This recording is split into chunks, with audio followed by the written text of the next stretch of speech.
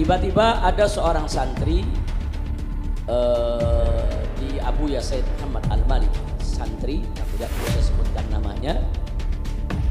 Dia bermimpi bertemu Rasulullah SAW. Singkat mimpinya, hanya minta disampaikan ke saya supaya Subhanallah walhamdulillah wa la ilaha illallah. Assalamualaikum warahmatullahi wabarakatuh. Bismillah walhamdulillah wassalatu wassalamu ala rasulillah wa ala alihi wa sahbihi wa mawalah. Ya ahlan wa sahlan wa marhaban bikum jami'an. Saraftumuna wa nawartumuna wa farrahtumuna. Saraftumul makan wa nawartumul majlis wa farrahtumul qulub. Fajazakumullahu khairal jaza, waffaqakumullahu lin najah wal falah wal istiqamah fid dini wad dunya wal akhirah. Amin ya rabbal alamin.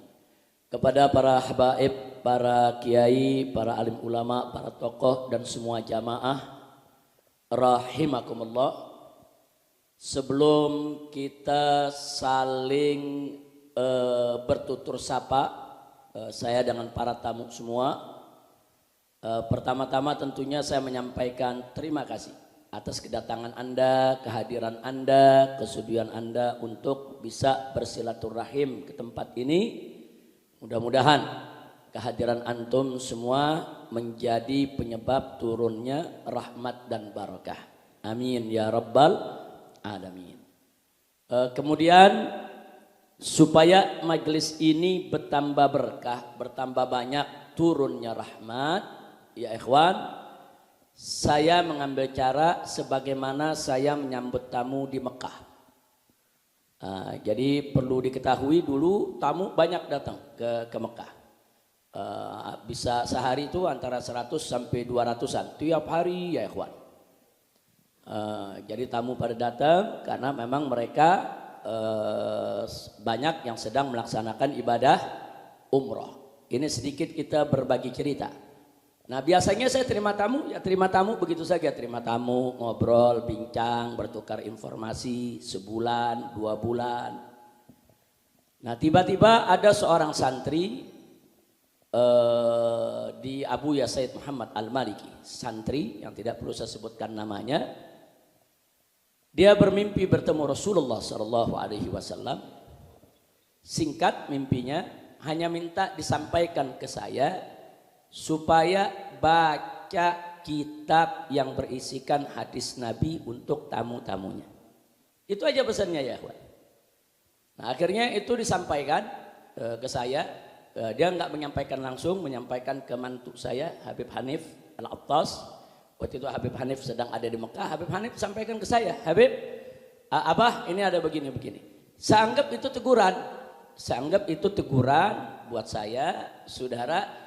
Artinya kenapa sih enggak memanfaatkan tamu begitu banyak untuk baca 1 ayat, 2 ayat, 1 hadis, 2 hadis untuk bisa menambah barakah. Bisa ilmu buat saya yang menyampaikan, bisa ilmu juga buat yang mendengarkan, saudara. Nah akhirnya dari situ ya ikhwan, ya kita amalkan. Karena ini saya anggap teguran, enggak boleh kita kita langgar, saya laksanakan, saudara. Nah begitu kita laksanakan, itu tamu makin hari makin banyak. Yang tadinya cuma 50, 60, sehari itu bisa 200 orang. Padahal di Mekah nggak boleh kita bikin pengajian ya. Jangankan saya orang asing, orang Indonesia. Maaf, ulama Mekahnya sendiri sebagaimana kita ketahui banyak yang majlis-majlisnya ditutup. Nggak boleh mereka bikin majlis-majlis di rumah ya. Dan majlis di sana kan harus izin negara. Itu yang nggak boleh kita lupa. Nah jadi pada saat banyak ulama-ulama di Mekah yang majelisnya ditutup, mereka nggak berani terima tamu, saudara. Bahkan tamu-tamu yang biasanya ziarah ke guru fulan semua nggak berani terima tamu. Justru saya tamunya setiap hari nggak berhenti. Nah akhirnya itu saya manfaatkan. Nah, apa hasil dari itu semua? Itu sehari bisa 200 orang ya ikhwan yang hadir di pengajian. Dan saya enggak ada yang larang. Saya pernah dipanggil, diperiksa oleh Badan Intelijen Saudi. Saya dipanggil, diperiksa, ditanya, Habib, ya Syekh, mereka manggilnya Syekh. Ini Anda nih tamunya terlalu banyak. Tiap hari nih kami hitung, kan mereka punya intelijen ya. Ini bisa hampir 200 orang. Ini bagaimana ceritanya? Di kita punya negeri nggak boleh nih bawa tamu sebanyak ini, apalagi Anda orang asing. Saya jawab, saya di Indonesia guru, saya dai, saya banyak punya sahabat, banyak punya murid, banyak punya kenalan. Nah mereka rindu kalau mereka datang umroh, ya mereka mau ketemu. Mana bisa saya larang, saya bilang. Ini pun saya sudah batasi. Setiap rombongan, telepon Habib, ini jamaah kita mau ini, oh jangan banyak-banyak, cukup bawa 5 orang aja. Nah, sebab travel dari Indonesia ada 200-300an travel. Nah kalau satu travel bawa 200 orang, jadi tempat ziarah rumah kita. Bisa berabe urusannya ya kawan. Kita minta satu travel cukup 5 orang aja. Nah satu travel bawa 5 orang, satu travel bawa 5 orang. Itu setiap hari bisa 200 orang ya kawan. Akhirnya begitu saya ditanya, saya bilang ini semua tamu, saya nggak bisa tolak. Nah, akhirnya dia sampaikan ya, tapi di kita punya negeri nggak boleh. Jangankan Anda orang asing, guru-guru di sini pun semua harus ada izin resmi dari negara untuk buka pengajian. Yang nggak ada izin nggak boleh. Nah, jadi saya bilang jadi bagaimana ini maunya ya? Ini mesti di stop. Anda nggak boleh lanjutkan begini. Kalau enggak ya kita perkarakan. Saya bilang saya nggak bisa larang tamu.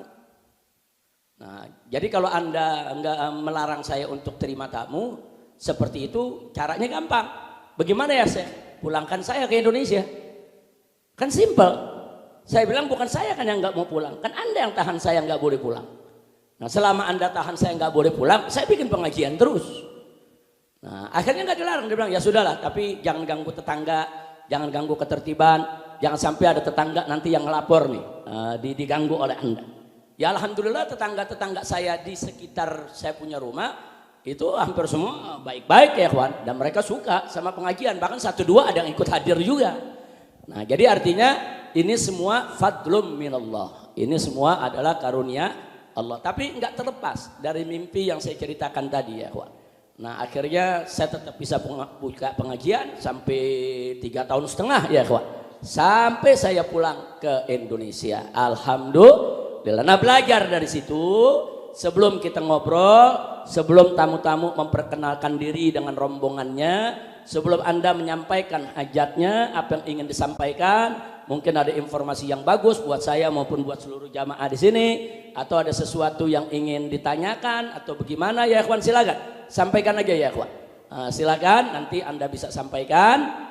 Tapi sebelumnya kita akan bacakan dulu. Kita mulai. Ini hari pertama kita mulai dengan kitab Riyadhus Shalihin, yaitu karangan daripada Al-Imam An-Nawawi. Hari ini saya baca di pasal pertama mungkin hanya 1 hadis.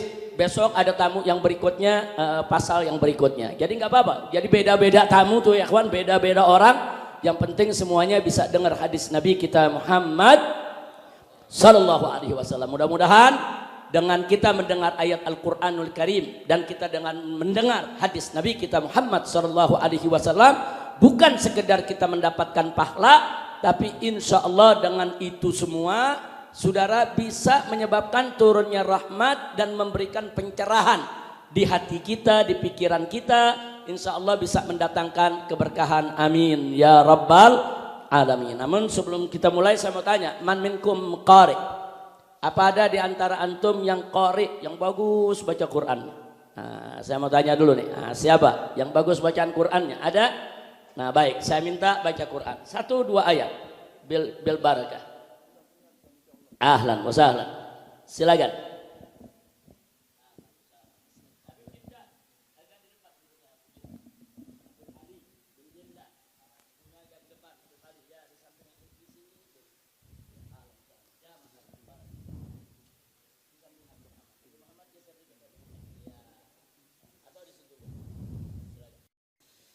أعوذ بالله من الشيطان الرجيم بسم الله الرحمن الرحيم يا أيها الذين آمنوا ما لكم إذا قيل لكم انفروا في سبيل الله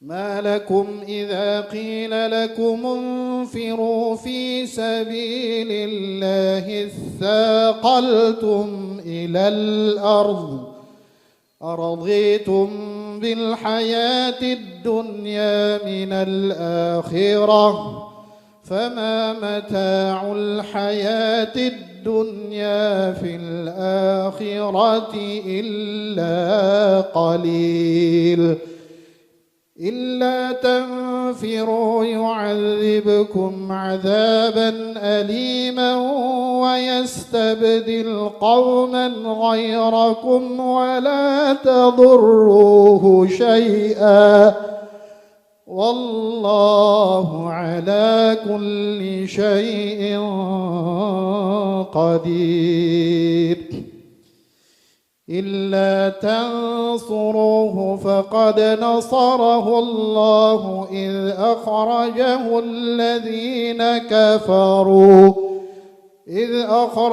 الذين كفروا ثاني اثنين إذ هما في الغار إذ يقول لصاحبه لا تحزن إن الله معنا فأنزل الله سكينته عليه وأيده بجنود لم تروها وجعل كلمة الذين كفروا السفلى وكلمة الله هي العليا والله عزيز حكيم صدق الله العظيم. السلام عليكم ورحمة الله. Waalaikumsalam warahmatullahi wabarakatuh. Hasbukallah, jazakumullahu khairal jaza. Mudah-mudahan bacaannya tadi lebih menambah turunnya rahmat dan barakah untuk kita semua. Amin ya rabbal alamin. Berikutnya langsung saja ya ikhwan, kita buka yaitu kitab daripada Riyadhus Shalihin karangan Al-Imam An-Nawawi radhiyallahu taala anhu. Isma'u rahimakumullah radhiyallahu taala ankum ajma'in. Bismillahirrahmanirrahim. Qala al-muallif radhiyallahu taala anhu wa ardahu wa nafa'allahu bihi bi ulumihi wa asrarihi wa anwarihi wa nafahati wa barakati fid dini wad dunya wal akhirah. Babul ikhlas wa ihdarin niyyah fi jami'il a'mali wal aqwali wal ahwalil barisati wal khafiyyah. Jadi di bab pertama daripada kitab Riyadhus Shalihin, kitab Riyadhus Shalihin ini adalah kitab yang menghimpun ayat-ayat Al-Quran dan hadis-hadis sahih ataupun hasan berkaitan dengan tema-tema yang biasa dibawakan oleh para ulama sebagai bahan dakwah mereka. Nah, jadi nanti Imam Nawawi bicara soal ikhlas, di situ diletakkan 1, 2 atau 3 ayat yang berkaitan dengan ikhlas. Kemudian diletakkan beberapa hadis yang berkaitan dengan ikhlas. Nanti ada lagi bab tentang as-sabr, tentang sabar.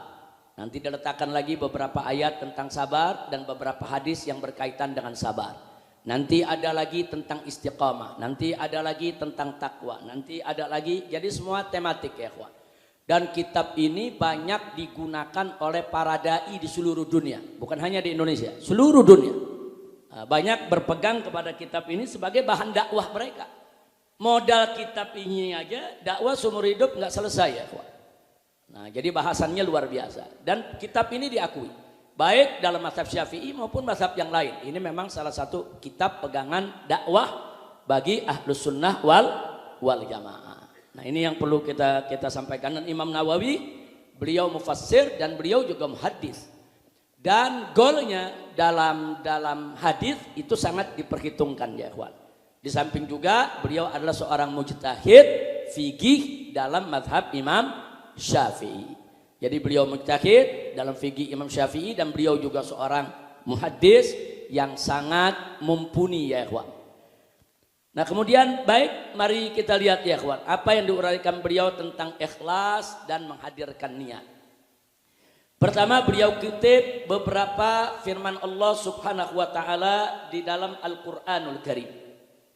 Yaitu pertama firman Allah Subhanahu wa taala yang ada dalam surat Al-Bayyinah ayat 5. Wallahu Subhanahu wa taala qala wa ma umiru liya'budullaha mukhlishina lahud-dina hunafa wa yuqimus shalah wa yu'tuz zakah wa dzalika dinul qayyimah. Jadi dalam ayat ini Allah Subhanahu wa taala menyatakan wa ma umiru, tidaklah mereka itu diperintahkan oleh Allah Subhanahu wa taala. Nah, walaupun ayat ini lagi bicara tentang orang-orang kafir, baik itu dari kalangan ahlul kitab maupun musyrik, ini berlaku untuk semua manusia. Wa ma umiru. Jadi semua hamba-hamba Allah ini tidaklah diperintahkan oleh Allah, saudara, illa kecuali atau melainkan liya'budullah, untuk menyembah Allah mukhlishina lahud-din, di mana mereka mengikhlaskan seluruh keyakinan agamanya, saudara, hanya bagi Allah Subhanahu wa taala. Jadi kalau dikatakan mengikhlaskan seluruh urusan agamanya, keyakinan agamanya hanya bagi Allah, ini yang kita sebut tadi dengan istilah ikhlas. Dia tidak beribadah karena manusia, dia tidak ibadah karena nyari pujian, dia tidak ibadah karena takut cacian, enggak. Dia ibadah hanya semata-mata mencari ridha Allah. Nah kemudian setelah itu Allah nyatakan, saudara, jadi mereka ini diminta oleh Allah untuk mengikhlaskan untuk seluruh agamanya hanya bagi Allah hunafa, dan mereka bersikap lurus. Jadi kita ikhlas karena Allah jangan Senin Kemis, jangan. Ikhlas karena Allah itu harus setiap saat, setiap ibadah, setiap langkah daripada amal kita. Wa yuqimus shalah, dan mereka diperintahkan oleh Allah dalam untuk menunjukkan keikhlasannya kepada Allah. Yang pertama, yang paling penting adalah mendirikan sholat. Kemudian yang berikutnya wa yu'tuz zakat, dan mereka menunaikan atau membayar zakat. Jadi di sini sholat dan zakat Allah gandeng, Allah nggak pisah ya ikhwan. Nah, makanya dulu pada saat Sayyiduna Abu Bakar Siddiq radhiyallahu taala anhu sebagai khalifatul Rasulullah, khalifahnya Rasulullah sallallahu alaihi wasallam, tatkala ada sekelompok masyarakat yang tidak mau bayar zakat, saudara, diberikan peringatan oleh Sayyidina Abu Bakar Siddiq. Nah, setelah beberapa kali peringatan mereka tidak mengindahkan peringatan tersebut, diperangi oleh Sayyidina Abu Bakar Siddiq. Nah, yang menariknya tatkala diperangi, saudara, diprotes oleh Sayyidina Umar Ibn Khattab radhiyallahu taala anhu. Nah, ini menarik. Padahal kita tahu selama ini Sayyidina Umar itu terkenal yang keras ya kawan, galak. Urusan amar ma'ruf nahi munkar siapa yang nggak tahu Sayyidina Umar Ibn Khattab radhiyallahu taala anhu. Sampai-sampai saking keras galaknya Sayyidina Umar, Nabi yang mengabarkan, saudara, andai kata setan itu berpas-pasan dengan Sayyidina Umar di gang yang sempit, setannya lari ya kawan. Nah jadi kita bisa lihat, tapi dalam kondisi, dalam peristiwa ini menarik. Jurusnya Sayyidina Umar yang protes Sayyidina Abu Bakar. Kata Sayyidina Umar, ya khalifat Rasulullah, ya Abu Bakrin, mereka muslim, bagaimana kita perangi? Mereka yashhaduna alla ilaha illallah wa anna Muhammad Rasulullah, mereka bersaksi bahwasanya tiada Tuhan yang berhak disembah selain Allah, dan bahwasanya Muhammad itu adalah utusan Allah. Wa yuqimunas shalah, dan mereka mendirikan salat. Wa yasumuna Ramadan, dan mereka puasa Ramadan. Sayyidina Umar bilang, wa yu'addunal hajj, mereka bikin haji. Cuma mereka enggak membayar zakat. Masa gara-gara zakat begini kita perangi? Nah, ini menarik ya, kawan. Ini pertanyaan Sayyidina Umar juga pertanyaan cerdas, pertanyaan teliti. Apa alasannya harus diperangi ya, kawan? Nah, Sayyidina Abu Bakar Siddiq radhiyallahu taala anhu mengatakan kepada Sayyidina Umar, "Wallahi ma farraqtu bainas salati waz zakat kama anna Allah Subhanahu wa taala lam yufarriq bainahuma." Nah, kata Sayyidina Umar, demi Allah, Sayyidina Abu Bakar Siddiq radhiyallahu taala anhu, demi Allah, aku tidak akan bedakan, aku tidak akan pisahkan wajibnya sholat sama wajibnya zakat, sebagaimana Allah tidak pernah memisahkan antara keduanya. Nah ini yang tadi nih, kalau Allah udah menyebutkan yuqimus shalah wa yu'tuz zakat. Ada ayat lagi yaitu aqimus shalah wa atiz zakat atau aqimus shalah wa atuz zakat. Jadi Allah nggak pernah pisahkan antara sholat sama zakat. Bagaimana aku mau pisahkan? Itu jawaban Sayyidina Abu Bakar. Dan selanjutnya Sayyidina Abu Bakar saat itu Sayyidina Umar masih protes, masih keberatan. Tapi selanjutnya Sayyidina Abu Bakar mengatakan kepada Umar, wallahi andai kata aku sendirian, maksudnya nggak ada yang dukung nih sahabat nih, pendapatnya daripada Abu Bakar, andai kata pun aku sendirian, wallahi akan aku perangi mereka sampai mereka kembali kepada Allah, kepada jalan Allah, dan sampai mereka menunaikan zakat sebagaimana diwajibkan oleh Allah dan Rasulnya. Nah begitu Sayyidina Abu Bakar udah bersumpah, Sayyidina Umar diam. Ini nggak main-main. Nah, ini berarti nggak main-main ini ya kawan. Nah, jadi Sayyidina Umar bukan protes nggak mau ikut, bukan, tapi mau tahu kenapa. Saudara, singkat cerita, akhirnya diperangi mereka, saudara. Jadi perlu kita tahu kenapa diperangi, karena mereka bukan sekedar nggak mau bayar zakat. Mereka punya pendapat zakat udah nggak wajib setelah wafatnya Nabi. Jadi kata mereka, dulu kami bayar zakat karena ada Nabi, kami serahkan kepada Nabi. Sekarang kan Nabi udah nggak ada. Kalau sholat kami jalani, puasa apa semua kami jalani. Tapi sekarang zakat, kenapa kami mesti kasih serahkan kepada negara untuk dibagi-bagi kepada fuqara masakin? Mereka bilang udah nggak wajib. Nah dengan mereka nggak mengatakan nggak wajib, berarti mereka sudah menentang syariat. Ini syariat kewajiban kan nggak boleh ditentang. Yang Allah wajibkan ya tetap wajib, yang Nabi wajibkan tetap wajib. Itu sebab kenapa Abu Bakar memerangi mereka. Singkat cerita, setelah Sayyidina Abu Bakar Siddiq radhiyallahu taala anhu wafat, kemudian Sayyidina Umar yang menjadi khalifah ya ikhwan. Nah begitu Sayyidina Umar jadi khalifah, saudara, memperhatikan bagaimana yaitu perilaku daripada masyarakat terhadap zakat. Apa kata Sayyidina Umar? Wallahi rahimahullahu Abu Bakrin. Allah merahmati Abu Bakar Siddiq. Kata Sayyidina Umar, laula Abu Bakar, andai kata nggak ada Abu Bakar Siddiq, niscaya ini zakat bakal hilang tuh syariat dari tengah umat Islam. Akhirnya Sayyidina Umar mengakui ternyata betul sikap Abu Bakar. Andai kata dari hari pertama nggak dibuat tegas, wah kesananya nggak ada yang mau bayar zakat. Kalau ada orang nggak mau bayar zakat dibiarkan, nanti yang lain ketularan nggak mau bayar zakat. Nah bisa-bisa syariat zakat hilang, saudara. Nah dari situlah saudara Sayyidina Umar baru mengetahui. Bahkan beliau memberikan apresiasi, kalau nggak ada Abu Bakar hilang ini syariat zakat. Subhanallah. Nah maka itu saudara, kalau kita sudah tahu begitu betapa pentingnya untuk kita selalu berterima kasih atas jasa para sahabat Nabi yang selalu dengan setia mereka itu menjaga yaitu daripada amanat Nabi, yaitu syariat yang dibawa oleh Nabi alaihi salatu wassalam, supaya tidak diselewengkan oleh generasi penerusnya. Alhamdulillahirabbil alamin. Kemudian ayat yang kedua ya kawan. Di ayat yang pertama tadi ditutup dengan wadzalika dinul qayyimah. Itulah agama yang lurus. Jadi agama yang lurus itu ya ikhwan, yaitu kita harus menjalankan perintah Allah, kita sembah Allah dengan ikhlas, dan kita bayar zakat, serta kita mendirikan sholat, serta kita membayar zakat. Insya Allah. Ya ahlan wa sahlan Kiai Haji Royadi, langsung dibawa ke depan, duduk di depan di samping Ustadz Ferinun. Iya silakan dibawa. Kiai Royadi ini guru saya, beliau ahli falak. Nggak apa-apa, duduk dulu. Kiai Royadi lama kita nggak jumpa. Duduk di samping ini dulu. Ini Kiai Royadi. Duduk dulu Pak Kiai. Ya, diajak duduk. Nah, diajak duduk. Nah, shollu ala nabi. Nah, taib ya kawan. Yang kedua, Allah mengatakan saudara dalam surat Al-Hajj ayat 37. Kita diingatkan di mana Allah menyatakan faqala ta'ala lan yanalallaha luhumuha wala dima'uha. Jadi kebaikan kalau kita berkorban yang sampai kepada Allah itu saudara, atau yang bisa meraih keridhaan Allah itu bukan dagingnya, bukan darah korbannya. Ini Allah yang nyatakan, enggak, darahnya, dagingnya bukan itu yang bisa meraih daripada keridhaan Allah, walakin akan tetapi yanaluhut taqwa. Yang bisa meraih keridhaan Allah itu adalah at-taqwa, takwanya.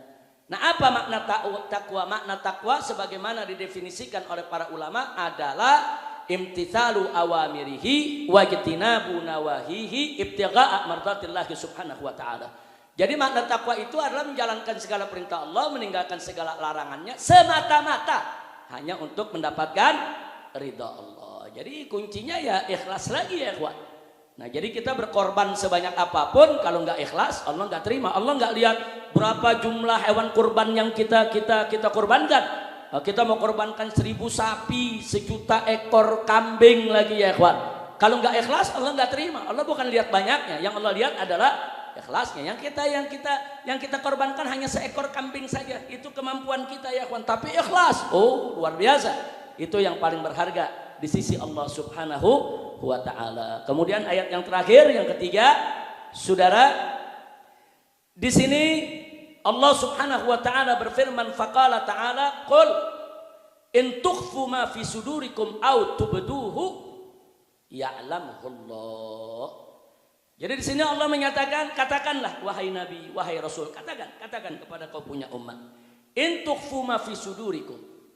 Jadi jika engkau menyembunyikan sesuatu di dalam kau punya dada, kau punya hati, kau sembunyikan, atubduhu, atau kau lahirkan, tidak kau sembunyikan, kau terangkan.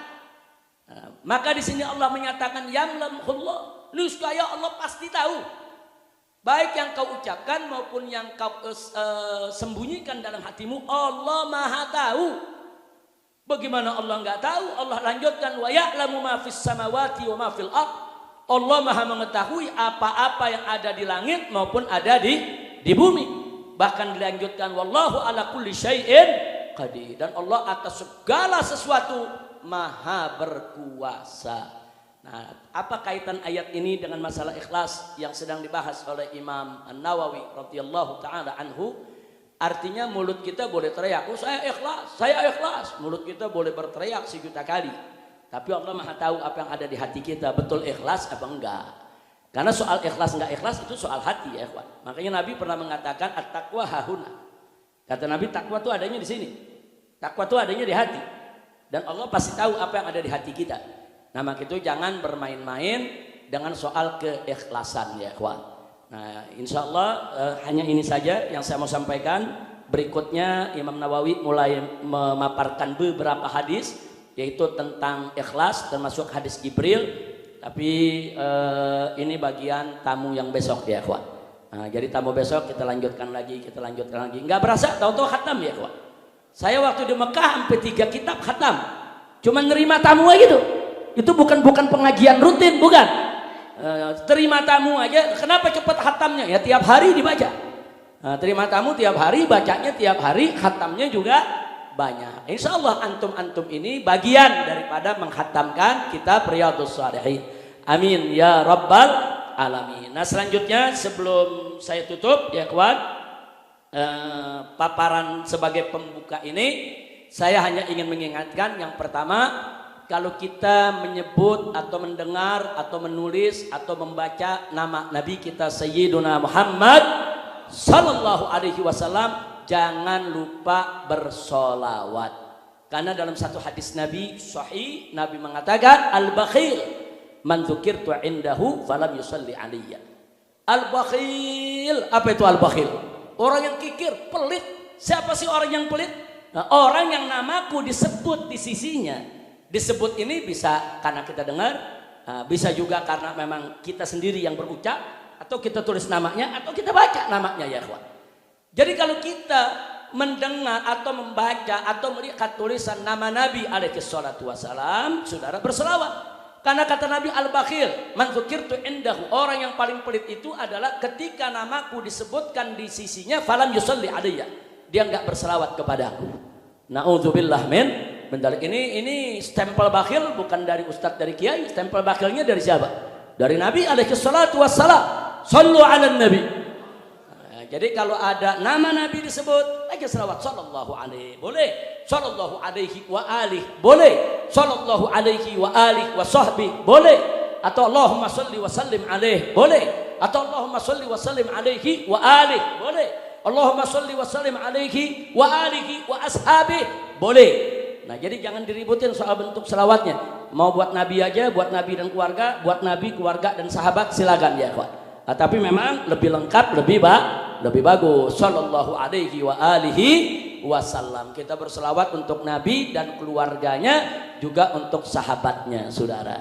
Nah, kemudian yang kedua, kalau kita mendengar nama sahabat Nabi alaihi salatu wasallam disebut atau ditulis, atau kita yang tulis, atau kita baca, jangan lupa taraddi, ya ikhwan. Apa itu taraddi? Membaca radhiyallahu anhu. Oh, ini ciri ahlus sunnah wal jamaah, ya ikhwan.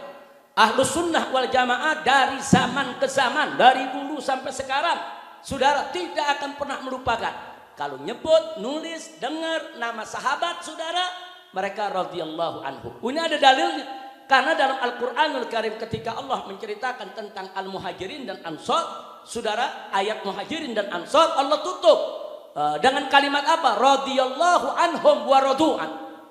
Jadi Allah ridha kepada mereka, yaitu kepada Muhajirin dan Ansor, wa radu'an, dan mereka juga ridha kepada Allah. Subhanallah. Nah, kalau Allah taraddi kepada para sahabat Nabi, kenapa kita tidak, ya ikhwan? Nah, lagi pula kalau kita taraddi kepada para sahabat Nabi, saudara, itu sebagai bentuk terima kasih kita kepada mereka. Loh, kenapa saya katakan bentuk terima kasih kita kepada mereka? Kalau nggak ada sahabat, bagaimana Quran sampai kepada kita? Kalau nggak ada sahabat, bagaimana hadis sampai kepada kita, ya ikhwan? Emang siapa perawi Quran? Siapa perawi hadis Nabi? Perawi Al-Quran adalah sahabat Nabi, perawi hadis adalah sahabat Nabi. Saudara, laulahum, kalau tanpa mereka Al-Quran nggak sampai kepada kita. Laulas sahaba ma wasala ilaina Al-Quran. Tanpa keberadaan sahabat, Al-Quran nggak bakal sampai kepada kita, ya ikhwan. Islam ini nggak bakal sampai kepada kita. Hadis nggak bakal sampai kepada kita, ya ikhwan. Nah, maka itu kita mesti banyak taraddi. Kalau ada pertanyaan, tapi Habib ini kan sahabat tingkatnya nggak sama, ada yang imannya tinggi, ada yang lebih rendah. Ya ikhwan, sejelek-jeleknya sahabat, serendah-rendah daripada tingkatan sahabat, tetap mereka lebih baik daripada kita semua, ya ikhwan. Nah, lalu tapi Habib ini kan sahabat, ada juga punya kesalahan. Ya, sahabat bukan malaikat. Betul, sahabat bukan malaikat, mereka juga punya kesalahan, tapi kesalahan mereka tidak pantas untuk kita sebutkan, tidak pantas untuk kita ceritakan. Jangankan sahabat, ya kawan, ulama saja di zaman kita. Kalau Anda melayani seorang ulama, Anda menjadi muridnya, Anda layani, tentunya kalau Anda layani setiap hari Anda dekat dengan ulama, kan kurang lebihnya seulama Anda tahu, ya kawan. Orang lain nggak tahu, tapi yang melayani kan tahu, ya kawan. Ini yang melayani nggak pantas menceritakan kekurangan gurunya kepada orang lain, nggak pantas. Kenapa? Karena kelebihan si guru, keutamaan si guru, kemuliaan si guru jauh lebih tinggi, lebih hebat daripada kekurangan yang dimilikinya, ya kawan. Nah, itu sikap kita kepada guru aja begitu, apalagi kepada para sahabat Nabi. Dan para ulama salaf mengingatkan, apa kata mereka? Hati-hati, kata mereka. Kalau Anda ketemu ada satu kaum yang mencaci maki sahabat, atau mempergunjingkan sahabat, atau menceritakan kejelekan sahabat, sebetulnya mereka bukan sedang menyerang sahabat, sebetulnya mereka sedang menyerang Islam. Oh, bagaimana caranya?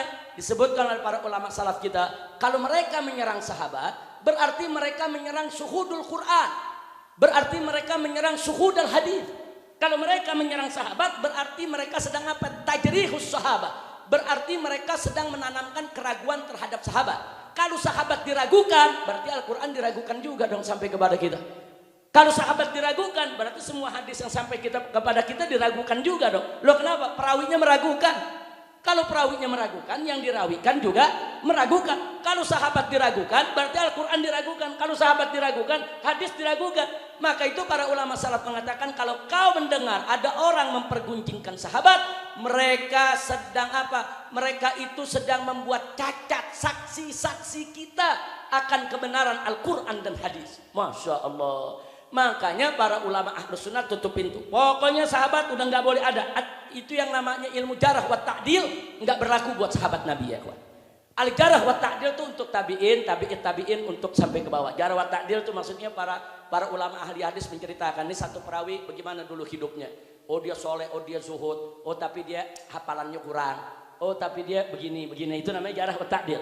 Saudara, jadi diceritakan apa kelebihannya, apa kekurangannya. Itu ilmu jarah wa ta'dil dalam ilmu hadis. Para ulama ahlus sunnah mengatakan, jangan coba-coba menerapkan ilmu jarah wa ta'dil kepada para sahabat Nabi kita Muhammad SAW. Karena begitu kita buka pintu jarah wa ta'dil buat sahabat, nanti akan banyak sahabat saudara oleh orang-orang yang hatinya memang di dalamnya ada ghil, ada noda hitam kebencian, mereka jadi alasan untuk menanjangi segala kesalahan para sahabat Nabi. Na'udzubillah min dzalik. Nah, itu yang saya mau sampaikan. Jadi sekali lagi kalau kita dengar nama sahabat disebut saudara, baca radhiyallahu anhu. Sayyiduna Abu Bakar Siddiq radhiyallahu anhu. Kalau kita dengar sahabat Nabi yang perempuan disebut saudara, sebut radhiyallahu anha. Sayyidatuna Aisyah ar-Ridha radhiyallahu anha. Baca. Saudara, begitu juga kepada keluarga Nabi yang juga merupakan para sahabat Nabi, seperti Sayyidina Ali, Sayyidatuna Fatimah, Sayyidina Hasan, Sayyidina Husain. Baca. Kalau nama-nama mereka disebutkan radhiyallahu anhum.